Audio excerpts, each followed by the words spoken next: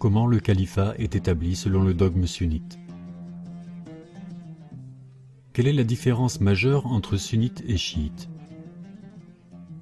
Les chiites croient que Allah nomme ses représentants, khilafa, dans sa terre, et ils croient que les gens n'ont absolument rien à faire avec cette nomination, sauf d'obéir et de se soumettre au successeur d'Allah, son calife.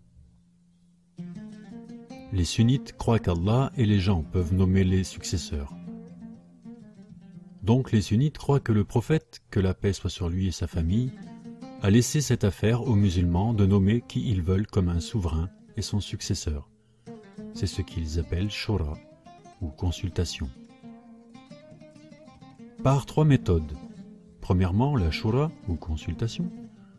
Deuxièmement, nommer le successeur. Troisièmement, l'oppression et la domination. Ces méthodes n'ont aucun fondement dans la loi islamique, mais elles ont été innovées. Ici, nous pouvons dire que c'est Abu Bakr qui a été désigné comme successeur par la shura, la première méthode. Et Omar a été désigné par la seconde méthode, quand Abu Bakr l'a nommé pour être son successeur. Et Muawiyya est devenu un successeur à travers la troisième méthode. Ces trois méthodes n'ont pas de traces dans les textes légitimes, ni le Coran, ni la Sunna. Par conséquent, ni une révélation divine, ni un texte prophétique n'est venu avec ces trois méthodes, même si le prophète, que la paix soit sur lui et sa famille, a tout clarifié aux musulmans avant qu'il ne décède. Et les musulmans avaient l'habitude de lire la parole d'Allah. Ce jour-là, j'ai parachevé pour vous votre religion.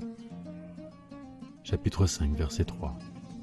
De sorte que la religion soit complète et se perfectionne avant l'invention de ces méthodes.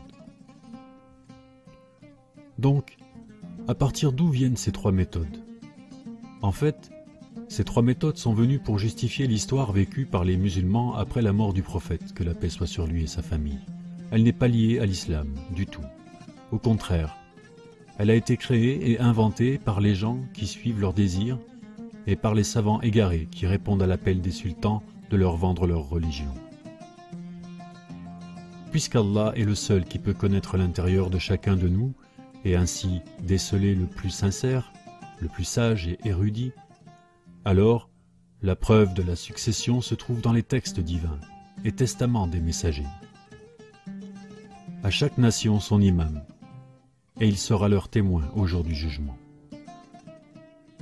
Comme le Coran a mentionné que les imams guident par le commandement d'Allah, gloire à lui, parce que sans ses conseils, nous serons égarés. Nous fîmes d'eux des imams guidant les hommes par notre ordre.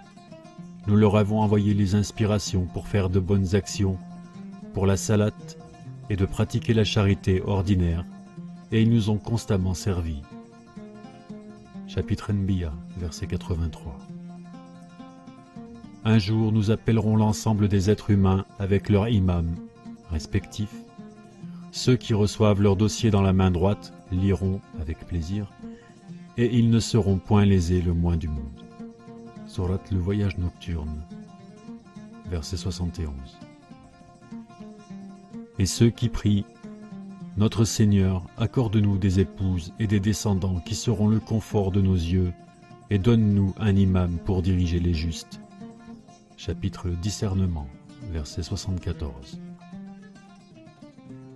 Donc la nomination d'un successeur d'un messager de Dieu est une affaire divine.